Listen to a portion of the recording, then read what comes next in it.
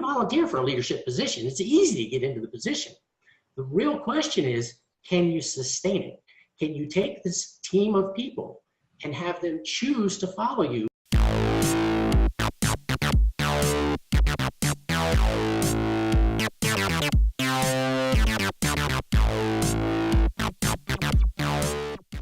We've all had experiences of working with great leaders, a parent, a teacher, or a CEO.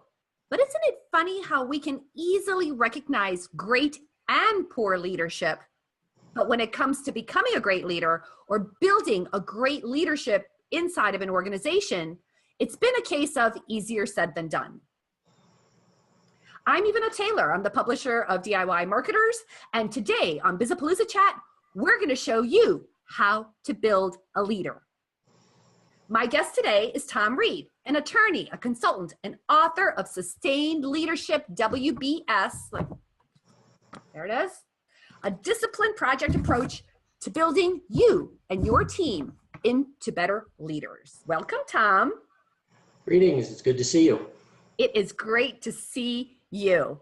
In your book, you share that you developed your leadership abilities while serving as a federal attorney and a business manager. So when it comes to leadership, Tom, you have to forgive me. The two places most people would least expect to find it is in the federal attorney's office and in large corporations. What did you learn about leadership there? Kind of dispel this myth for me. Well, I wish I could dispel the myth. What I'm more likely to do is give you a quote from Mark Twain. I love Mark Twain. I love the way he writes. And anybody who's looking to improve their communication would do well to read Mark Twain.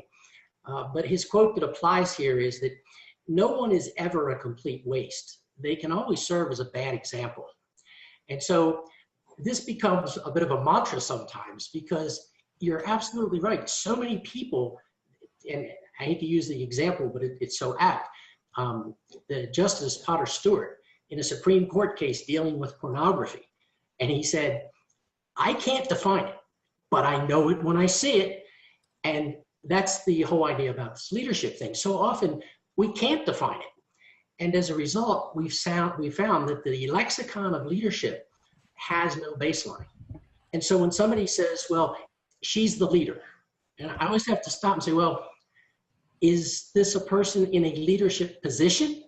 Or is this a person who has demonstrated leadership capabilities? Big difference. And yet we toss that leader name around so often, it becomes meaningless. And the same is true for any of the attributes of a leader. If I were to say to a group of people, well, you know, a leader should be sincere, the whole group would say, oh, absolutely, absolutely, a leader must be sincere. And then I say, okay, what does that mean? Sincere. It's like, you can't define the word with the word, but this is what we end up doing. We get all wrapped up in the language and we can't communicate effectively. So one of the missions I had in putting this book together, and particularly in the way that I did it, was to try and lock down some definitions so that when we talk, we're all talking the same language. That is just so critically important when you discuss leadership. Us on the same page about what leadership means. How do you define leadership? When you talk about leadership, what we find ourselves doing is we add an adjective to it. And so people don't just speak of leadership, they speak of true leadership, genuine leadership, authentic leadership. That's popular in these days. And it's like, well, forget the adjectives. What is leadership? And what occurred to me was that so many people find themselves in a leadership position. They're not leaders necessarily, but they're in the leadership position. And one of their fatal flaws comes to light. They fall out of grace. They're no longer a leader. And as a result, their leadership journey becomes derailed. And that's very unfortunate. It's very unfortunate for them.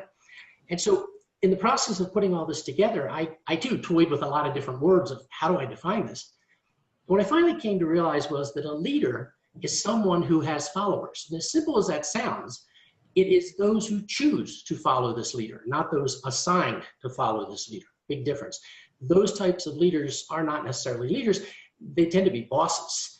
And so I wanted to find a way to define what leadership truly was. And in the process of my research and studies that we did, the issue became one not of getting into a leadership position. You can volunteer for a leadership position. It's easy to get into the position. The real question is, can you sustain it? Can you take this team of people and have them choose to follow you because you have a good vision, you have integrity, you have character, you know how to communicate, you have compassion towards your people, and you have personally displayed some level of competence. And if you put that whole package together, people will say, hey, this is somebody I can follow. And that leader can then sustain their leadership role. Leadership development is a process. And I would candidly say globally, I think we do a horrible job of it right now. But leadership development is a process, and you need to apply that at all levels of your organization, all skills, all types, everything. And the Sustained Leadership WBS is designed to be that tool to help you develop yourself and others into better leaders. How is being a leader different than being powerful? Well, certainly, if you're in a leadership role, you have some form of power. And in my career in government contracting, I've spent a lot of time at the negotiation table. And so done a lot of studying on this concept of power. And I always love these people that come to me for guidance in a negotiation. They say, but they're so powerful. What if they demand this or demand? And I'm like, wait, they're sitting at the table with you. They're sitting at the table because they want something from you. Now, granted, you want something from them too, but that's what the negotiation is about. Don't ever believe that you come to the negotiation table or to any position with no power. Now, certainly the very first one that you obtain is what we call positional power. It means you're at the top of the org chart. Again, it doesn't necessarily make you a leader, but it does give you some level of power. One of the ways to decide who has power in an organization is to go around and ask people, when you have a particular problem, who do you take it to help you solve it? And almost always, it won't be their supervisor. And if you map this in an organization, you can actually map the power structure, because the leaders with true power, not positional power, are the ones that people take their problems to. And there's a famous quote by a military man, and I forget exactly who at the moment, and he said, as long as they are bringing you their problems, you're managing them properly. Because when they stop bringing you problems, it doesn't mean they've graduated to a point where they don't need you. It means they're taking their problems somewhere else. You are not the leader any longer. And it's always been a running, I won't say joke, but a storyline. When I formed my business, I was so tired of meeting people at conferences. They'd say, well, I'm the president of ABC Company. I was like, great, how big's your company? Oh, well, it's only me, but I'm the president. And I formed my company, and I'm like, okay, I don't want to go down that path. I'm not power hungry. The titles don't mean anything. And what I realized was that if you don't have a problem, you don't need a consultant.